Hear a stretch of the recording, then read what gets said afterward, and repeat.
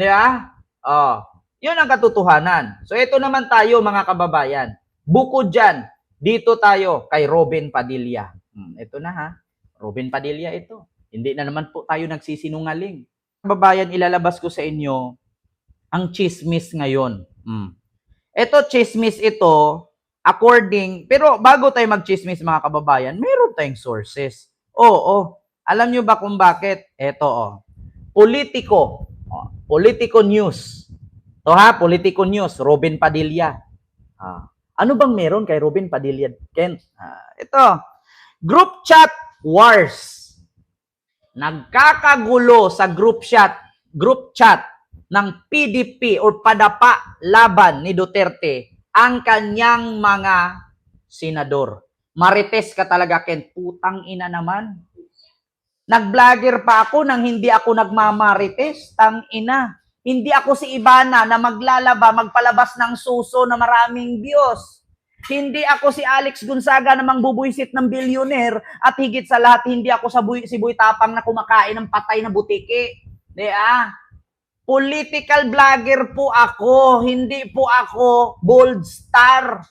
Okay lang naman kung bold star ako, magpakita ko ng titi dito, panuorin ninyo, political vlogger po ako. Malamang politiko ang pag-uusapan at showbiz.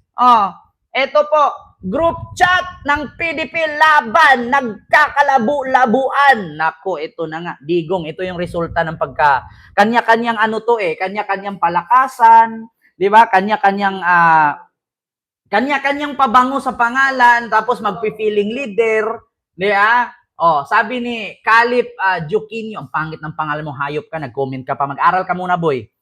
Group chat wars, Robin Padilla exit over criticism of Aimee Gringo endorsement.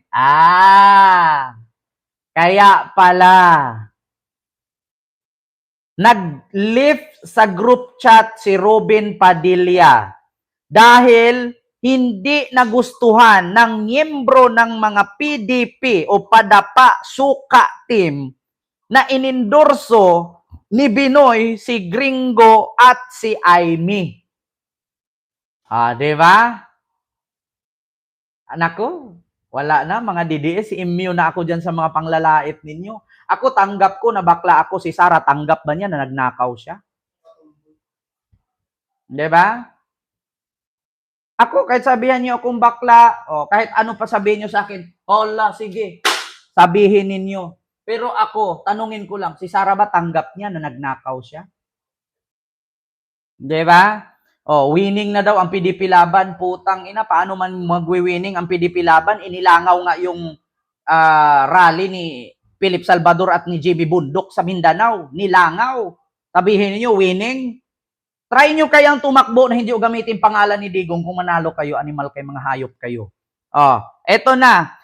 Umalis bigla si Robin Padilla sa group chat ng PDP dahil hindi nagustuhan ng miyembro ng PDP ang pag-endorso ni Robin kay Gringo at kay Aimee. Senator Robin Padilla reportedly left the PDP Laban group chat following criticism from fellow party members over his endorsement of Senator Aimee Marcos and former Senator Gringo Hunasan. According to the insider sources, several members of the ruling party were upset by Padilla's moves, especially since party chairman and former President Rodrigo Duterte has not extended his endorsement to the two candidates. Ayan, pabida-bida kasi, wala nang ginawa sa Senado, nagpa-epal pa.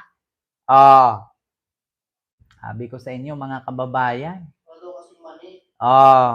Sabi ko kasi sa inyo, baka binigyan kasi ng isang sakong mani ni Gringo to at isang sakong siomay ni Aimee. Kaya ayan, lumayas bigla sa GC, nag-lift. Robin Padilla left the group.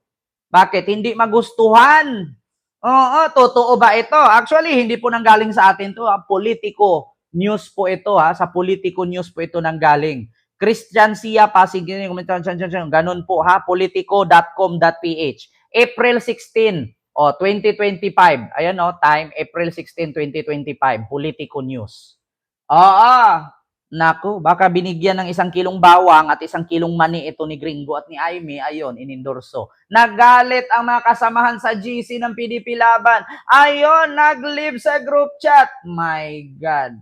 I hate drugs. Ngayon, paano iboboto yung politiko ninyo kung kayo mismo dyan hindi magkakasundo? Di ba?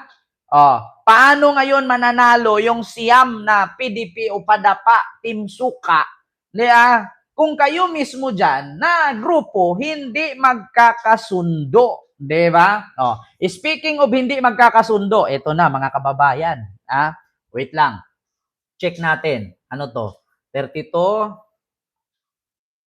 33, 34, 35, 36, 37. Wala pa pala. 'Di ba? Hindi pa lumabas yung nag-message sa akin. Malalaman yan, malapit na eleksyon. Bahala kayo. Ako, nagsabi ako sa inyo, wala namang problema kung sino manalo sa kanila kasi isa lang naman ang sasabihin ko. Kung manalo ba ang siyam na PDP laban senador, yayaman ba ang mga DDS? 'Di ba? Kung manalo ba lahat ng senador ni Digong, magbago ba ang buhay ninyo?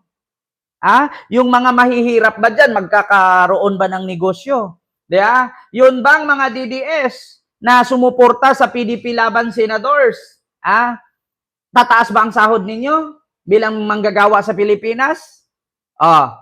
Ngayon, example ko lang sa inyo, si Robin, si Bato, si Bongo, nanalo yung tatlo. Umangat ba ang buhay ng Pilipino? Gumanda ba ang buhay nila? Naging Vice President si Sara. Anong proyektong nagawa? Anong ginawa?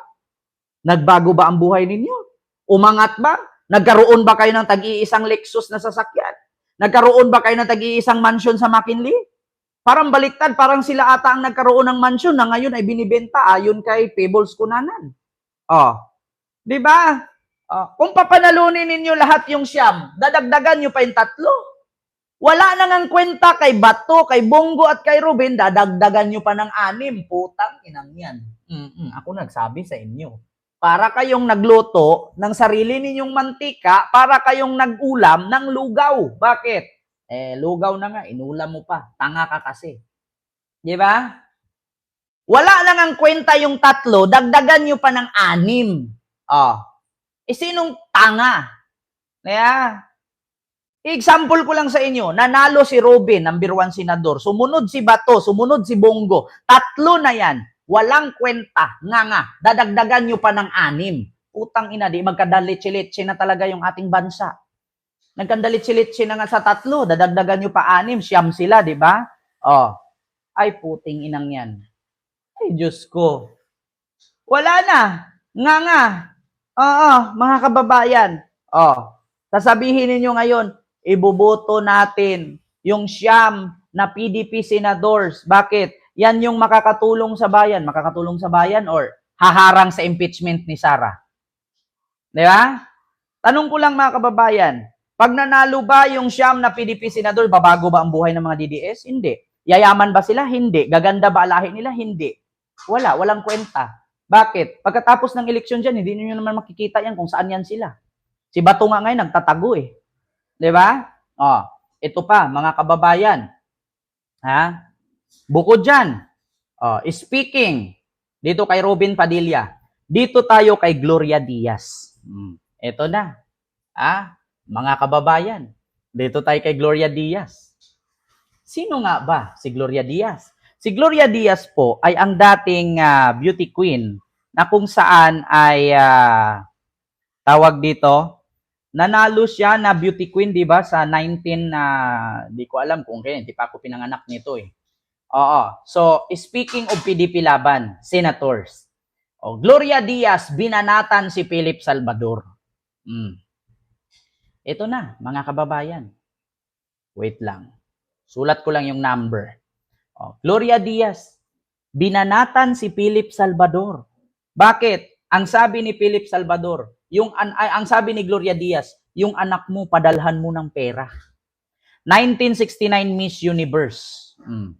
Sabi ko nga sa inyo, buboto kayo ng senador, make sure na ang ibuboto ninyo ay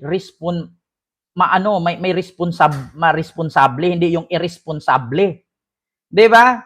Buboto ka ng senador para sa ikakaunlad ng bayan or ng bansa. Pero eto nga, Gloria Diaz. Ito mga kababayan. GMA News yan ha. Post ng GMA News. Sabi ni Gloria Diaz, Gloria Diaz goes viral for pera remark on Philip Salvador video. Sabi niya dito, yung anak mo, padalhan mo ng pera. Oh. Gloria Diaz for pera remark on Philip Salvador video. May responsable 69 mission si Philip Salvador.